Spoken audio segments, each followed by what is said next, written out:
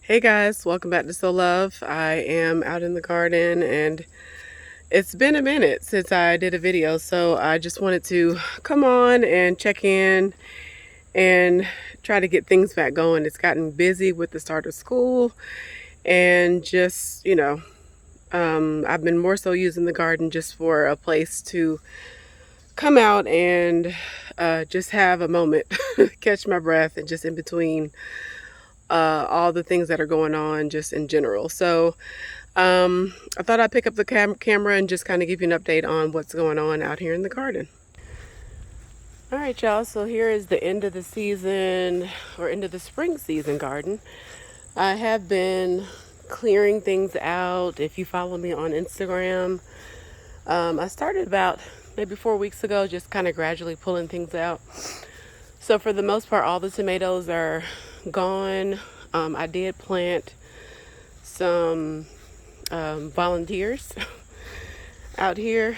So right over here, I'm not even sure what variety they are, but we'll see. There are 3 there, but looks like only 1 is doing okay.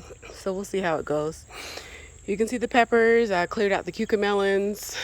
I'm collecting a lot of seeds. So these are hyacinth beans right here, which are beautiful. They are poisonous at certain stages of their life, so I've more so just been letting them grow just to collect seeds so I can kind of share and sell next season. So I'm honestly not sure how they taste, but I just really like how they look. Purple is my favorite color. One tip, y'all, I'm not sure what this little pest is called, but if you see your bean leaves, kind of chipped away like that, more than likely underneath this little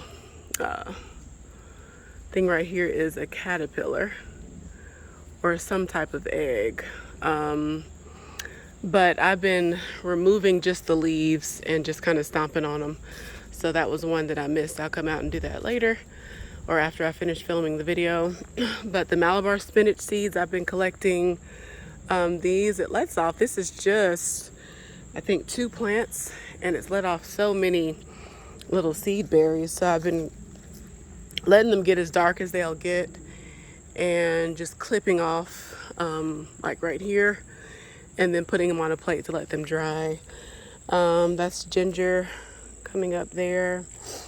I've taken out these Dollar Tree grow bags, the ones that were done, and I'm replacing those with some grow bags that my husband bought me, along with some other larger pots that I've found and been given.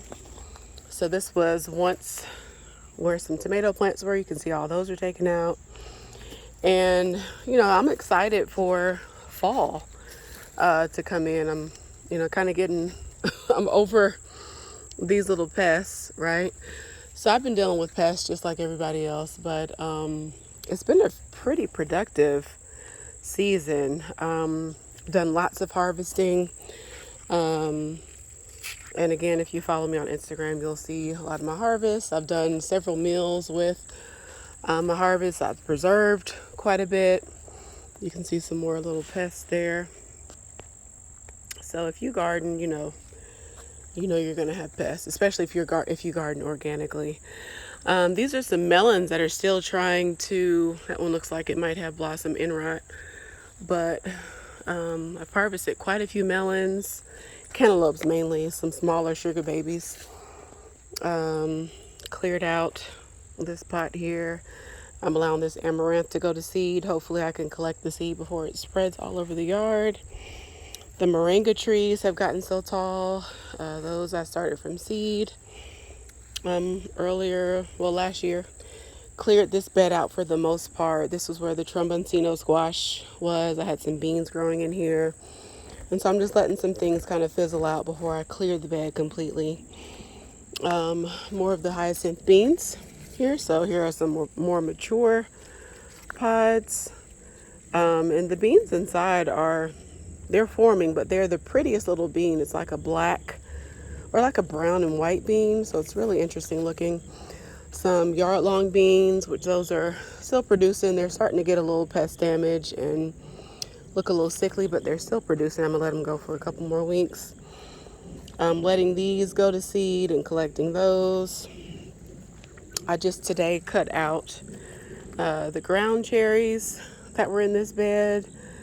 For the most part, they were done producing the green eggplant there. I'm not sure if I'll grow that again.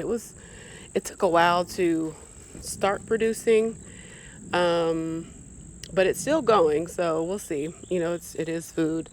I didn't necessarily notice, like, nothing stands out for me regarding the taste. So we'll see how long it goes. It might just be one that I grow just to kind of keep eggplant around for a longer span of time.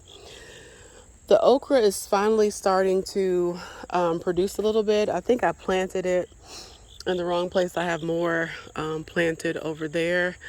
But I don't think they were getting enough sun. So I thinned out the area to allow them to get a little more sun. Some sweet potato. I had these covered in bird netting, so they look a little bad because I was removing the bird netting. But we'll see what happens with the tubers. These are some more grow bags I need to replace. Remove the 2 tomato plants here. This is my moonflower, which I collected one of the seed pods. I'm trying to let that go brown, and then I'll remove it, and then I'll have more seeds for the moonflower for next year. These are milkweed seeds pods forming, so I'm waiting for those to turn brown so I can go ahead and harvest those and collect them. But that was actually a late addition into the garden. I've cut down the mint for the most part, thinned out the strawberries, took all the runners off, repotted those. And some of these are ever bearing, so I'll get a second round of strawberries this fall, so I'm excited about that. But these are the okra plants I was telling you about. And this is, I believe, a bitter melon, which, you know, it does this. But it doesn't do anything else really. It'll flower, but it hasn't produced anything. Like you can see, there's a ton up there, but I haven't gotten any bitter melons. So we'll see how long that lasts. I'm hoping that I'll be able to get some, but here's another example, you know, of it flowering. And it's just, there's some more over there, just not doing much. So any tips on bitter melon, or should I just continue to be patient? Which is more than likely what I need to do. Just wait it out. This, I believe, is a loofah gourd or loofah vine, I think, or I might have them mistaken. One of them is bitter melon, one of them is loofah. But it is starting to climb over the trellis. And this is a late addition, a cuckoozy squash. So I'm hoping it's going to be real productive like the tromboncino was. Fingers crossed on that. So these are the sorrel. I have these kind of scattered throughout the garden. They're finally starting to show, you know, some production and some flowers. So that's exciting to see. What am I going to do with the sorrel? I'm not quite sure. I know when I was younger, my mom used to make drinks and stuff like that with it. So we'll see. But here are some of the strawberry plants starting to fruit and flower again. So what I did was cut these all the way down, actually just last week. Took off all the runners, which there were so many runners. And I, you know, just kind of let it go. I didn't fertilize it. I just let it do its thing. So they're starting to come back. The herb bed, I kind of cleared and cut some things down. I've been dehydrating. I've been on a dehydrating kind of frenzy, preserving herbs and veggies and things like that. So those will probably, some of those will kind of rebound a little bit. But these little things, you see that leaf bug? It just flew away. Those have been an annoyance of mine this year. And the goal was to allow them to be distracted by the sunflowers, but the squirrels ended up finding the sunflowers. The leaf bugs did too, but the squirrels, I was trying to save the seed. They were getting to the seed, so I ended up pulling some of the sunflowers out. But sunflowers are a really good deterrent for leaf bugs. They had ended up finding my tomatoes. So more of the other herb beds. I've been keeping a good control of the basil, just clipping it down, preventing it from going to seed. This is mugwort going to seed, so it's gonna try to have to keep an eye on that as well, so these don't fly off and spread their seed everywhere. So all these are strawberry runners. This is some runners, and I have another pot with some runners. So pretty good production out of those. So that's what's going on, guys, in the garden. The orchard is looking really good. I'll do an update on that in a separate video. One last little surprise is a swallowtail chrysalis. I think I'm saying that right. So these were little babies. It started with 6 and it went down to 3. They landed on my deal.